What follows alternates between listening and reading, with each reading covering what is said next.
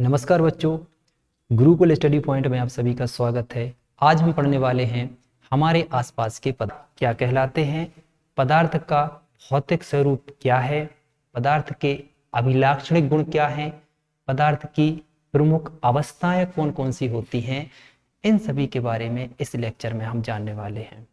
सबसे पहले जानते हैं कि पदार्थ क्या है। ब्रह्मांड की वह सामग्री या वस्तु जिसका कोई ना कोई द्रव्यमान होता हो, जो स्थान घेरती हो और उसे हम अपनी पांचों ज्ञानेंद्रियों के द्वारा अनुभव कर सकते हैं, वो सभी वस्तुएं या सामग्री पदार्थ कहलाते हैं। हमारे आसपास हमें जो भी दिखाई दे रहा है, जो भी हम महसूस कर पा रहे हैं, ठीक, जैसे पेन भी एक पदार्थ है, बोर्ड, कुर्सी, टेबल, जो भी हम देख पा रहे हैं हमारी आंखों से और जो नहीं भी देख पा रहे हैं, जैसे हवा को हम महसूस करते हैं, तो हवा भी एक पदार्थ है। तो इसको हम डिफाइन कर सकते हैं कि ब्रह्मांड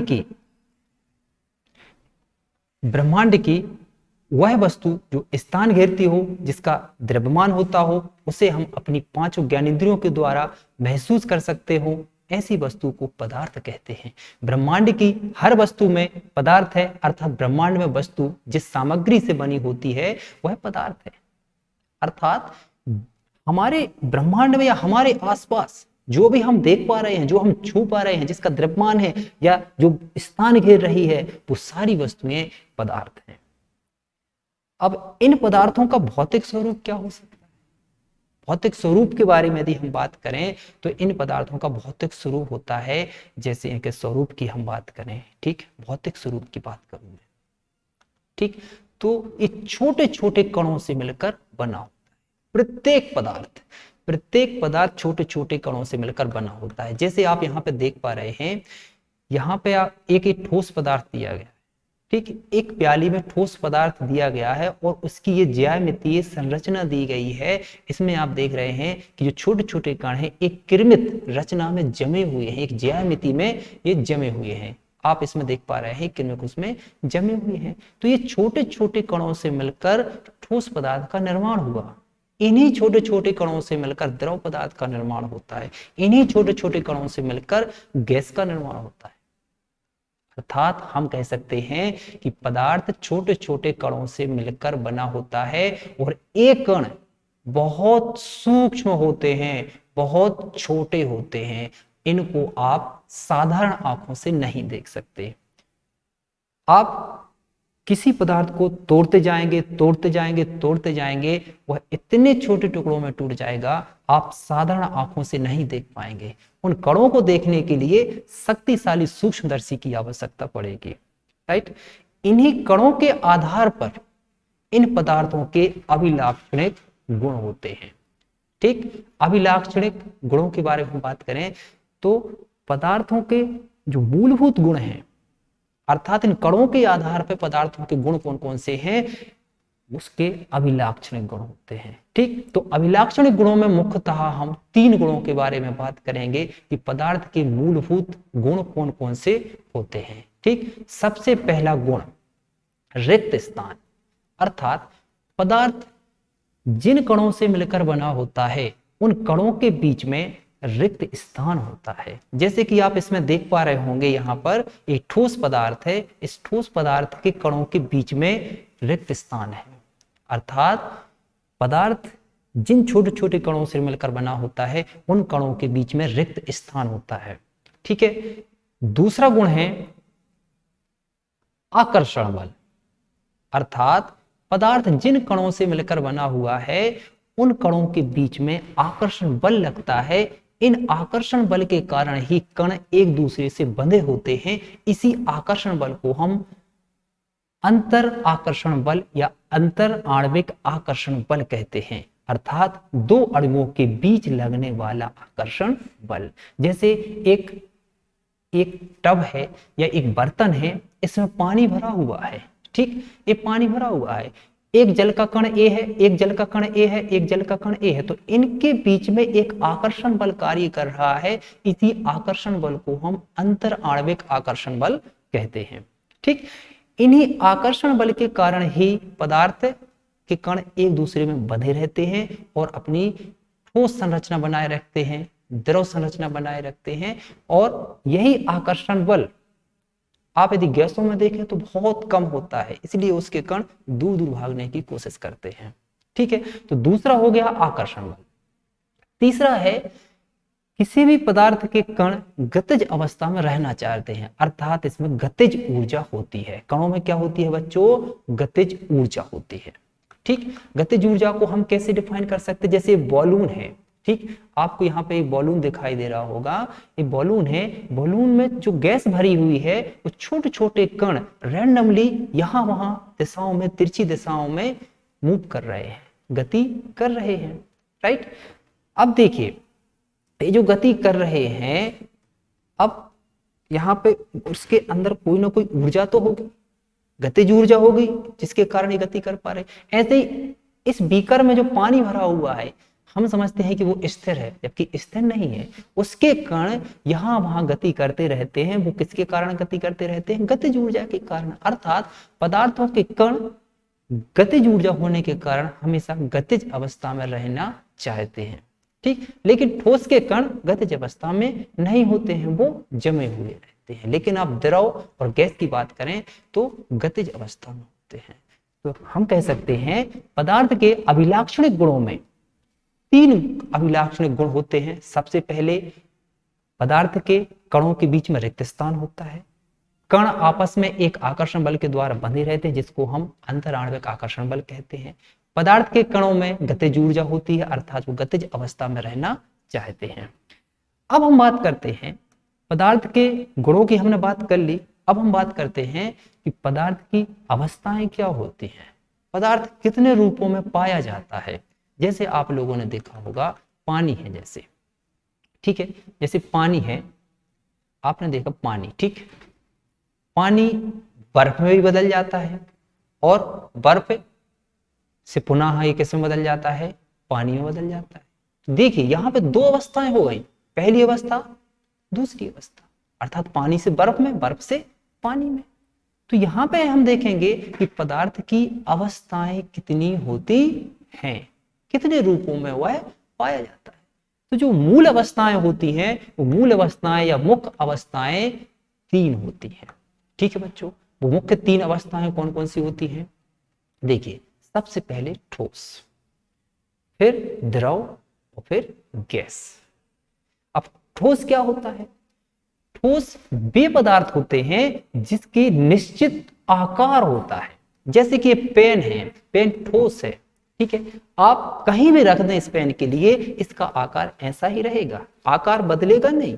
लेकिन द्रव है जैसे, ठीक है, द्रव का कोई निश्चित आकार नहीं है। आप जिस बर्तन में आप द्रव को रखेंगे उसका आकार वैसा हो जाएगा। आप गिलास में रखेंगे तो उसका आकार गिलास जैसा हो जाएगा, आप बीकर में रखेंगे तो उसका आकार बीकर जैसा हो जाएगा। अर्थात द्रव का निश्चित आकार नहीं होता है, या हम ये कह सकते हैं कि वे पदार्थ जिनका आकार निश्चित नहीं होता है द्रव कहलाते हैं। ठीक, उनमें बहने का गुण होता है, उनके कणों में क्या होता है? बहने का गुण होता है। ठीक है, यदि हम गैस की बात करें तो गैस में भी निश्चित आकार नहीं होता है, अनिश्चित आकार होता है। आप चाहे छोटे सिलेंडर में आप गैस को भरें तब भी वह पूरा आयतन कवर कर लेगा, उसका आकार बदलेगा। हर बर्तन में भरेंगे उसका आकार बदलेगा। अर्थात ठोसों का आकार निश्चित होता है, द्रव का आकार अनिश्चित होता है और गैस का आकार भी अनिश्चित होता है। आयतन के आधार पर हम अंतर बता सकते हैं कि ठोसों का जो आयतन है, राइट, अब मान के चलो इसका आयतन 5 इकाई है, तो क्या अलग स्थान पर इस पेन को ले जाने से उसका आयतन बदलेगा? नहीं बदलेगा, उसका आयतन उतना ही रहेगा। अर्थात ठोसों का आयतन निश्चित होता है। और द्रव का आयतन की हम बात करें, जैसे मान के चलें आपने एक बीकर में, यहां पे ले लीजिए, यदि एक बीकर में आपने क्या किया? 1 लीटर दूध लिया, इसमें आपने 1 लीटर दूध लिया। फिर आपने एक बड़ा सा तवेला लिया, फिर यही दूध आपने क्या किया? इस तवेले में डाल दिया, तो क्या 1 लीटर से कम हुआ दूध आपका? नहीं हुआ।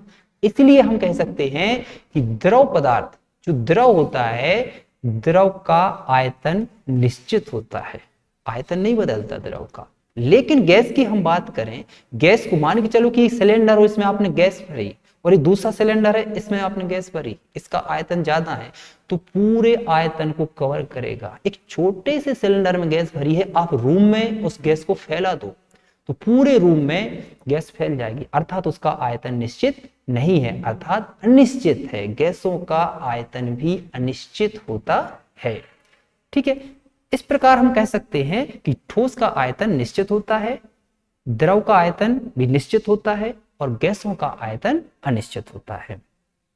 तीसरा अंतर हम बता सकते हैं बहाव का गुण। ठीक, बहाव का गुण आप देखो, जैसे ये ठोस पेन है, आपने रख दिया, अपने आप नहीं बहेगा ये।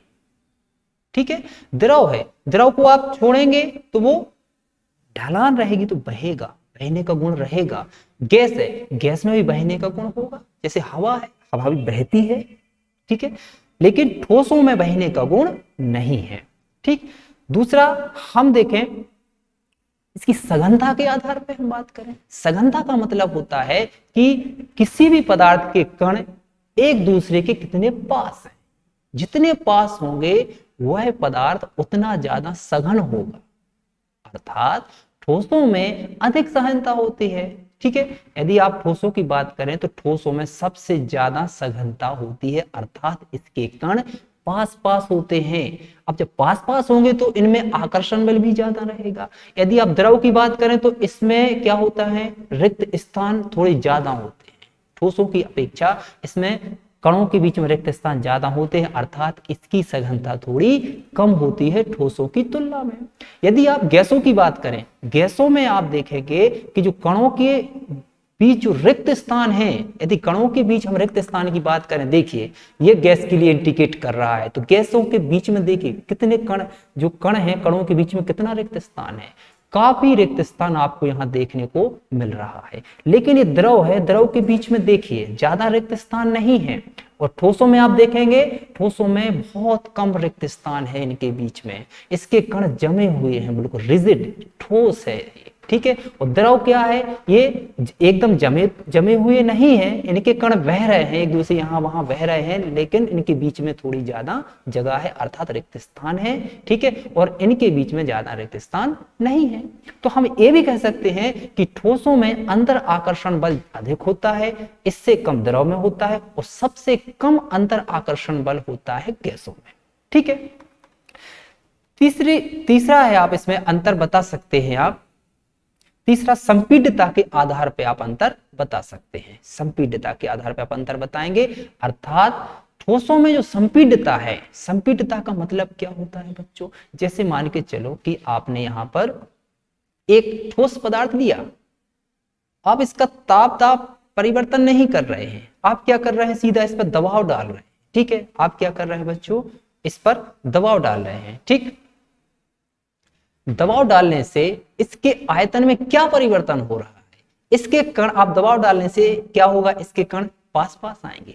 तो कौन से पदार्थ में पास पास आने का गुण सबसे अधिक है, जैसे ठोस है, ठोस के कण तो जमे हुए हैं, आप कितना कंप्रेस करेंगे, कितना दबाव डालेंगे कि ये कण और पास पास आ जाए, पास पास नहीं आएंगे। जैसे पेन है, आप कितने ही इस पर कंप्रेस करें लेकिन इसके कण पास पास नहीं आएंगे, अर्थात ठोसों की संपीड्यता सबसे कम होती है। द्रव है, द्रव जैसे मान के चलो कि एक आपने एक सिरिंज इंजेक्शन लिया, ये इंजेक्शन है, ठीक ठीक, इसमें पानी भरा, आप इसको प्रेस, यहां से आप क्या करेंगे, प्रेस करेंगे, दबाओगे, तो थोड़ा सा ये क्या होगा, कंप्रेस हो सकता है, अर्थात संपीड्यता का गुण द्रवों में होता है। लेकिन गैस की हम बात करें, ठीक है, एक बॉलून लिया आपने, एक छोटा सा कोई भी एक बॉलून लिया आपने इस प्रकार से, और आप इसे यदि चारों तरफ से दबाओगे तो क्या होगा, गैस के कण पास पास आएंगे, और ज्यादा दबाओगे तो धीरे धीरे वह द्रव में परिवर्तित होने लग सकते हैं, अर्थात ठोसों में समय संपीड्यता का गुण सबसे कम होता है, उसके बाद फिर द्रवों में थोड़ा अधिक होता है, और सबसे ज्यादा संपीड्यता का गुण होता है गैसों में बच्चों। ठीक है, ठीक है बच्चों, तो अवस्थाओं में हमने क्या देखा अभी, कि जो पदार्थ की मुख्य अवस्थाएं हैं, जो मूलभूत अवस्थाएं होती हैं, वो 3 होती हैं। नमस्कार, आज के लिए बस इतना ही।